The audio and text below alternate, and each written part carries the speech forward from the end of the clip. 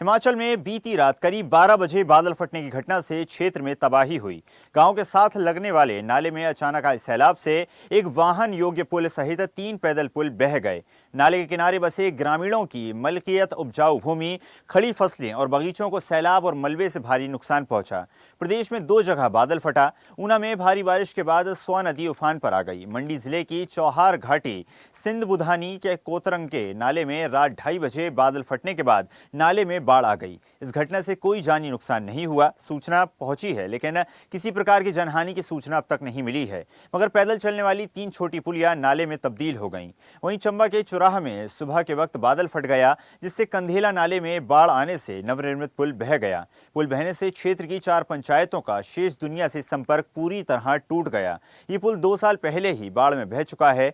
ऊना में सुबह के वक्त भारी बारिश हुई, इससे स्वा नदी उफान पर है। ऊना के घानूवाल के झलेड़ा पुल के पास से इंडियन ऑयल का पेट्रोल पंप जलमग्न हो गया। झलेड़ा में गाड़ी के शोरूम में भी पानी भर गया। ऊना के धालूवाल में भी कई घरों में पानी भर गया। भाजपा सांसद कंगना रनौत ने मंडी के बाढ़ प्रभावित क्षेत्रों का दौरा किया।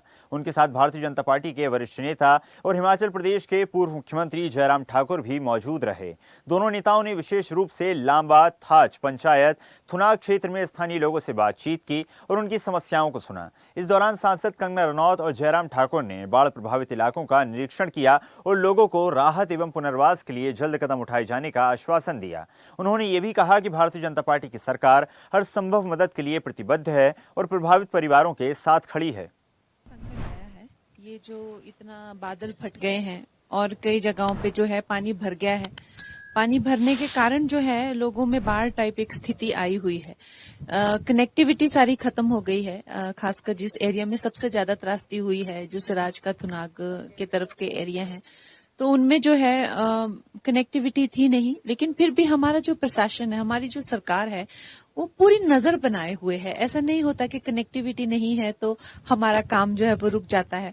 चाहे वो डीसी को लेकर हो, बाकी चाहे स्थानीय अधिकारी हो, उनको लेकर संपर्क बना के रखना और उनको जो चाहे वो राहत को लेकर, चाहे रिलीफ को लेकर या किसी तरह की और सुविधा को लेकर जो जो प्रभावित लोग हैं उनसे उनको जो है निर्देश देना, वो सब काम तो हमारा चालू रहता है। देखिए, अभी मौसम जो है रात कार्य में बादल कई जगह डाल रहा है और मैं देख रहा हूँ कि आज सुबह भी बारिश हुई और बारिश के कारण फिर एक बार सड़क जो है पीछे की हमारी बंद हो गई थी। अभी तक हम थुनाग और यहाँ से ज्यादा लंबा था, आज तक हम गाड़ी के माध्यम से पहुंच पाए हैं। इसके आगे का रास्ता बहुत खराब है। इसके आगे की स्थिति और भी ज्यादा भयावह है, बहुत ज्यादा टूट गई है और मैं यही सोचूंगा कि जल्दी से रास्ता बन जाए ताकि हम जो बाकी क्षेत्र, बाकी इलाका जो बचा है जहां हम नहीं पहुंच पाए हैं, वहां पर हम भी पहुंचे, राहत कार्य भी पहुंचे। आज मैंने 5 गाड़ियां सप्लाईज की वहां पे प्लेस की हुई हैं जाने के लिए थुनाग। आज पिट्ठू से, वॉलंटियर से, खच्चर से भी सप्लाईज गए हैं। आज कोई एयर सॉर्टी नहीं हो पाई, तो ये लाइफलाइन है आज के अभी थुनाग के लिए। तो PWD is doing a ट्रेमेंडस job and अब को इंश्योर करने के रूट बना रहे।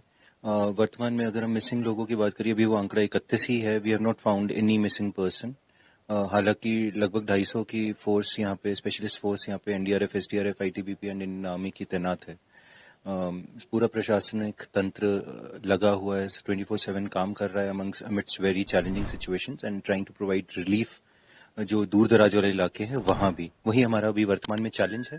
सराज विधानसभा क्षेत्र पर काफी कहर बरपा है और भारी नुकसान इलाके के विकास को हुआ है और लोगों को हुआ है, गौशालाओं को हुआ है, खेतों को हुआ है और हर तरह का नुकसान जो है आप यहाँ देख सकते हैं। लोगों के सेब के बगीचे नीचे आ गए हैं बह के और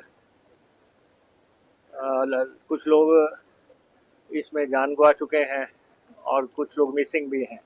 जो 30 के आसपास का आंकड़ा सिर्फ इसी कॉन्स्टिट्यूंसी का बताया जा रहा है। और अब इस समय हम शरण गांव में हैं। आप देखें कि पूरा सन्नाटा छाया हुआ है। लोगों में सारी जीवन की कमाई जब बर्बाद होती है वो उनके चेहरों से झलक रही है। देखिए, यह हिमाचल के ऊपर जो आपदा आई है, और पिछली बार थुनाग इत्यादि की स्थिति है, तो पिछले 3 वर्षों से वो इसको झेल रहा है।